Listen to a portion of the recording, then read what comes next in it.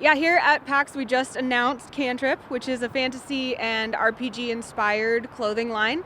And we really had the goal of making designs that were subtle and cool, so that if you're walking around on the street and someone has no idea what D&D is, for example, they'd be like, oh, that's a cool design, that's a neat shirt, you're a stylish person. But if they do know what D&D is, they can look at it and see something that sparks their nerdy fandom, and you'll have something to talk about. And also, for us, it was really important to kind of represent ourselves and our fandom, but we wanted to do it in a way that felt more authentic to kind of our style. And so that's where Cantrip came from, and we really hope people like it.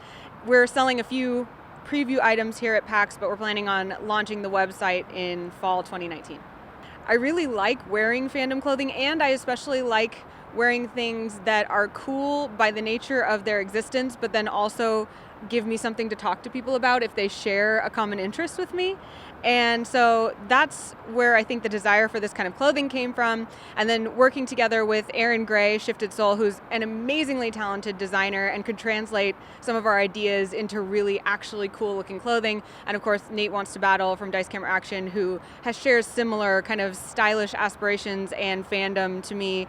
And both of them being really familiar with how to do this kind of selling was really helpful for me. So it became a passion project because we wanted the clothes, and we also hoped that other people might want the clothes, and we wanted to share it with them. It's neat when our friends come up to the booth and say, oh, we're so proud of you, this looks so cool. But to have someone walk by and not necessarily know who any of us are, but see the clothes and go, oh, Cantrip, huh, that looks cool, and then keep walking has been the coolest experience ever, because that means it's genuinely speaking to people just by nature of the design, which is really neat. Part of the reason that Cantrip has been something that people react positively to is that it feels like right now D&D is at this really neat intersection where we've all known it was cool for a really long time, but there's a mainstream awareness to it right now that lends itself well to streetwear coolness as well. And so I think that it speaks to where D&D is at right now in terms of popular awareness, that people are reacting to clothing styles like this and wanting to be part of that D&D movement.